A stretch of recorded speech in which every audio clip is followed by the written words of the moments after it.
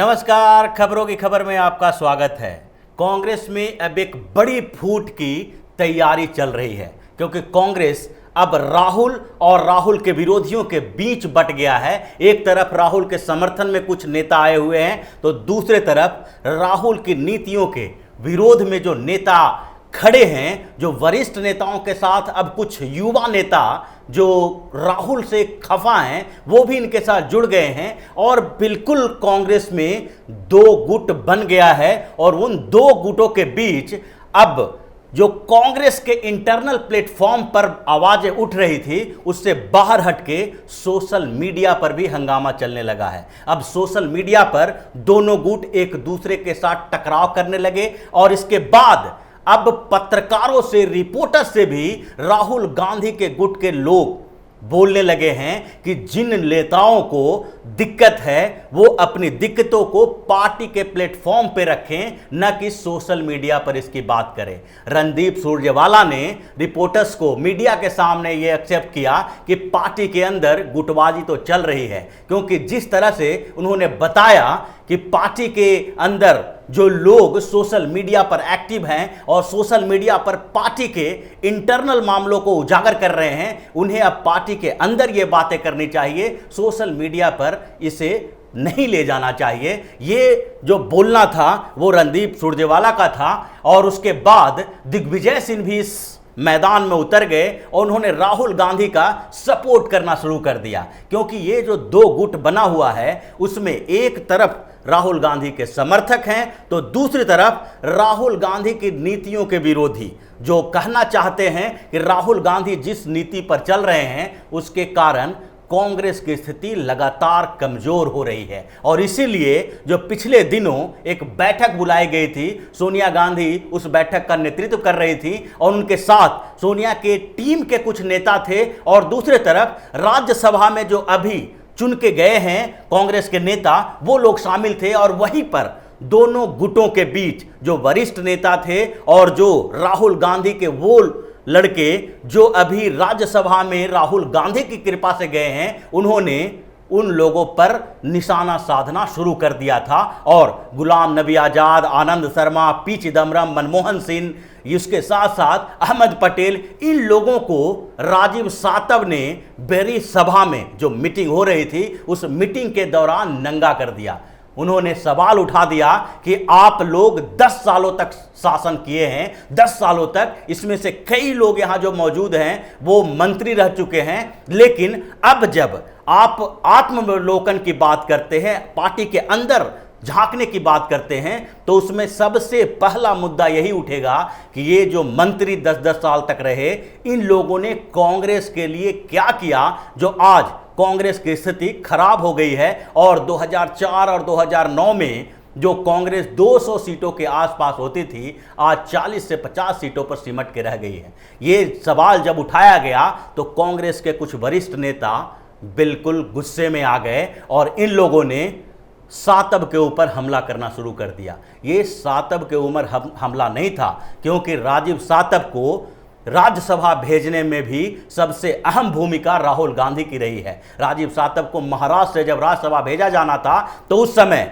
जो महाराष्ट्र में जब गठबंधन की सरकार बनी, उससे पहले चुनाव हुए, चुनाव से लेकर गठबंधन की सरकार बनने तक राहुल गांधी ने कभी भी सक्रिय तौर पर महाराष्ट्र की राजनीति में इंटरफेयर नहीं किया। लेकिन जैसे ही राज्यसभा चुनाव की बारी आई तो उस समय कांग्रेस का जब कैंडिडेट चुना जाना था तो उस समय राहुल गांधी अति सक्रिय हो गए और महाराष्ट्र की टीम को अपने आधार पर मैनेज करने लगे, क्योंकि उन्हें राजीव सातव को राज्यसभा भेजना था और फिर राजीव सातव को गुजरात का प्रभारी बनाना था। तो ये जो राजीव सातव ने सवाल उठाया वो इन वरिष्ठ नेताओं को लगा कि ये राहुल गांधी का सवाल है और इसलिए उन्होंने राहुल गांधी की नीतियों पर सवाल उठाना शुरू कर दिया। और एक दिन बाद से ही खुलकर ये लोग सोशल मीडिया पर सामने में आ गए। कांग्रेस के 4 बड़े नेता खुलकर सोशल मीडिया पर सामने आ गए हैं। उसमें शशि थरूर, आनंद शर्मा, मिलिंद देवड़ा और मनीष तिवारी, ये चारों स्पष्ट रूप से राहुल गांधी का विरोध करने लगे हैं। मनीष तिवारी ने तो पूरी ऐसी ट्वीट्स किए हैं जिससे राहुल के कैंप और सोनिया गांधी के कैंप दोनों में हड़कंप मचा हुआ है, क्योंकि मनीष तिवारी ने इस ट्वीट में कांग्रेस के इन नेताओं की बुराई तो की, लेकिन इसके साथ साथ उन्होंने भारतीय जनता पार्टी के स्ट्रक्चर की सराहना कर डाली। उन्होंने कहा कि अभी 10 सालों तक यूपीए 2 में यूपीए 1 और यूपीए 2 का शासन रहा, और उस समय जो यूपीए ने किया, जो दूसरे बार यूपीए 2 के बाद हम आगे सरकार नहीं बना पाए, लेकिन इन 5 सालों में बहुत सारे ऐसे काम हुए हैं जिसका आधार आज भी बनाया जा रहा है। और इसके बावजूद अब उस समय के मंत्रियों के ऊपर हमला किया जा रहा है। मनीष तिवारी भी मंत्री रह चुके हैं और उनको भी इस बात से बुरा लगा कि डॉक्टर मनमोहन सिंह के नेतृत्व में जो सरकार बनी थी उसी के ऊपर अब राहुल गांधी के कुछ लड़के सवाल उठा रहे हैं, इनके चेले चपाटे सवाल उठा रहे हैं कि आप लोगों ने क्या किया था। और इसलिए उन्होंने इसके बाद भी कुछ बातें बोली, और मनीष तिवारी यही चुप नहीं रहे। उन्होंने कहा कि अगर भाजपा की तरफ देखा जाए तो अटल बिहारी वाजपेयी की सरकार रही, और सरकार बनने के बाद दूसरी बार जब चुनाव होना था तो ऐसा लग रहा था कि वाजपेयी की सरकार फिर से बन जाएगी, भारतीय जनता पार्टी की जीत होगी। लेकिन भारतीय जनता पार्टी धराशायी हो गई और अगले 10 सालों तक, यानी 2004 से 2014 तक भारतीय जनता पार्टी सत्ता से दूर रही। लेकिन फिर भी भारतीय जनता पार्टी के किसी नेता ने यह सवाल नहीं उठाया कि उस समय जो वाजपेयी की सरकार थी और वाजपेयी की सरकार में जो मंत्री थे, उन मंत्रियों ने ऐसे काम किए जिसके कारण भारतीय जनता पार्टी फिर से सत्ता में नहीं आ पाई। 10 सालों तक ऐसा ही रहा। 10 सालों तक कांग्रेस की सरकार रही, यूपीए 1 और यूपीए 2 में सरकार रही, लेकिन फिर भी उस समय भी भारतीय जनता पार्टी ने यह सवाल नहीं उठाया। लगातार चुनाव हारने के बावजूद उसके नेताओं ने वाजपेयी को दोषी नहीं ठहराया। उनके नेतृत्व में जो सरकार चली थी उसमें जो मंत्री थे उनको गलत नहीं कहा, भला बुरा नहीं कहा, और उनको जबरदस्ती भगाने की कोशिश नहीं की। लेकिन अभी कांग्रेस में सरकार 5 साल पहले तक, 6 साल पहले तक कांग्रेस की सरकार थी, और अभी दूसरी बार चुनाव हारने के बाद यह सवाल उठाया जा रहा है कि उस समय की सरकार ने जो भूलें की उसी के कारण कांग्रेस की स्थिति ये है। और ये सवाल जो उठाया जा रहा है वो किसके तरफ से उठाया जा रहा है? वो है राहुल गांधी के अपने व्यक्ति, राहुल गांधी के द्वारा भेजे गए राज्यसभा सांसद। और ये बात आनंद शर्मा ने भी कही। आनंद शर्मा ने तो मीटिंग में ही बोल दिया था कि आखिरकार सातव को राज्यसभा भेजा किसने। सातव को राज्यसभा भेजने में वो इनडायरेक्टली कहना चाहते थे कि सातव को राज्यसभा भेजने में सबसे बड़ी भूमिका राहुल गांधी की रही है, और राहुल गांधी इनसे बुलवा रहे हैं। ये जो भाषा का उपयोग कर रहे हैं वो राहुल गांधी की भाषा है, क्योंकि इससे पहले कुछ कांग्रेस के वरिष्ठ नेताओं ने राहुल गांधी की नीतियों पर सवाल उठाया था। इन लोगों ने कहा था कि जिस तरह से चीन के मुद्दे पर राहुल गांधी बराबर ट्वीट करते हैं, कुछ ऐसी सवाल पूछ देते हैं जिससे कि कांग्रेस के अंदर कंफ्यूजन पैदा हो जाता है।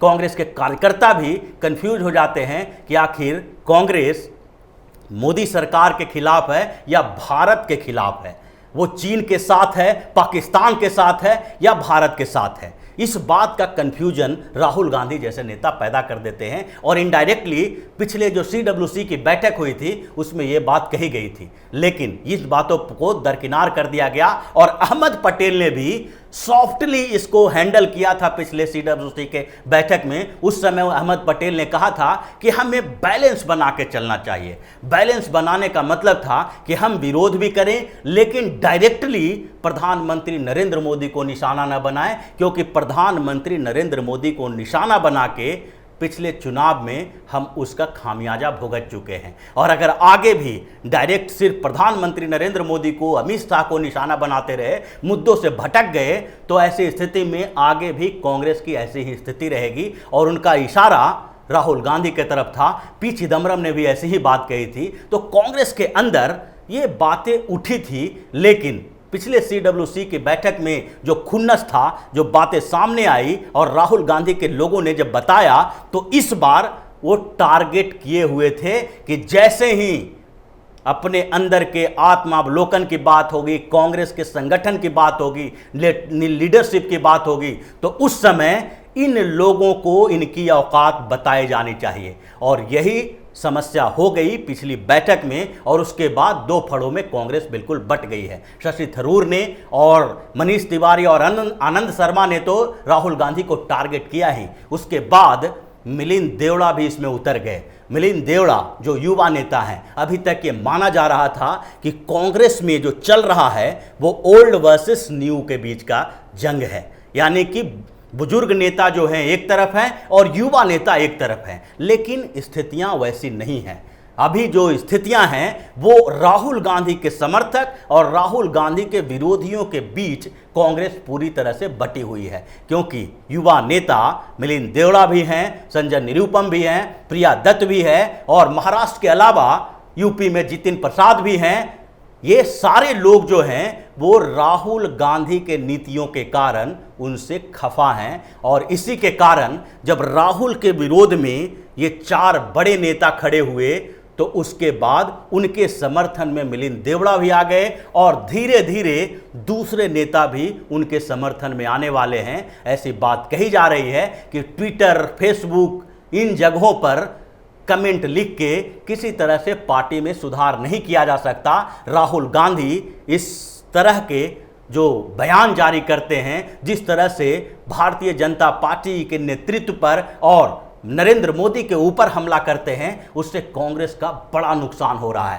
कांग्रेस धीरे धीरे खत्म होती जा रही है और राहुल गांधी की इन्हीं नीतियों के कारण अलग अलग प्रदेशों में कांग्रेस कमजोर होती जा रही है। जैसा मध्य प्रदेश में पहले हुआ, उससे पहले कर्नाटक में हुआ, उसके बाद अभी राजस्थान में चल रहा है और राजस्थान के बाद हो सकता है कि झारखंड में भी ये स्थितियां पैदा हो, क्योंकि झारखंड के भी 8 से 10 विधायक जो हैं कांग्रेस के वो नाराज चल रहे हैं और कुछ समय के अंदर वहां भी एक खलबली सुनाई पड़ेगी, हंगामा होगा। लेकिन अभी हाल फिलहाल में वो चीज़ें दब सी गई है थोड़ी, जो उन लोगों को बात करके समझा के वहाँ के नेतृत्व के साथ मुलाकात करवा के समस्या का समाधान करने की कोशिश की जा रही है। लेकिन स्थितियाँ हर प्रदेश में अलग अलग है और ये जो कांग्रेस के वरिष्ठ नेता हैं वो अपने साथ इन्हीं जो विरोधी गुट के लोग हैं, जो बगावत करने को उतारू हैं, उन्हीं लोगों को अपने साथ लेकर जाएंगे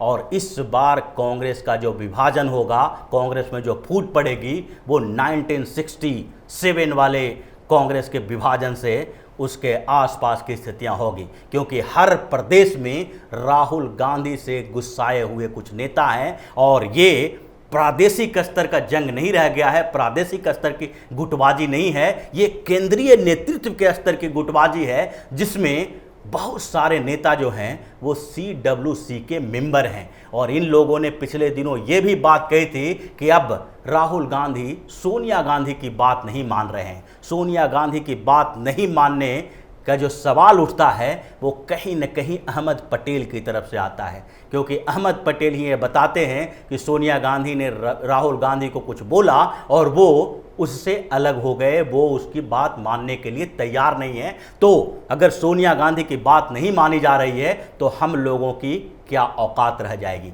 और यही बात कुछ वरिष्ठ नेता बोल रहे हैं, जबकि जब ये बात उठ रही है इसीलिए सुरजेवाला बार बार ये मीडिया में भी कह रहे हैं कि हम किसी को जबरदस्ती रिटायर नहीं करेंगे, फोर्सफुली पार्टी छोड़ने के लिए नहीं कहेंगे। लेकिन उनका संकेत इस बात के लिए है, जिस तरह से राहुल गांधी ने संकेत दिया था उसी तरह से आज सुरजेवाला भी संकेत दे रहे हैं कि हम फोर्सफुली ऐसा नहीं करेंगे, जिनको जाना है पार्टी छोड़ के वो चले जाएं। ये संकेत जो है वो इन्हीं स्थितियों के कारण है। अब कांग्रेस में बड़ी फूट की तैयारी चल रही है। तो इसी तरह के खबरों के साथ फिर से हाजिर होंगे, तब तक के लिए बने रहिए हमारे साथ और देते रहिए हमें सहयोग, ताकि इसी तरह की खबर हम आपके लिए लाते रहें। धन्यवाद।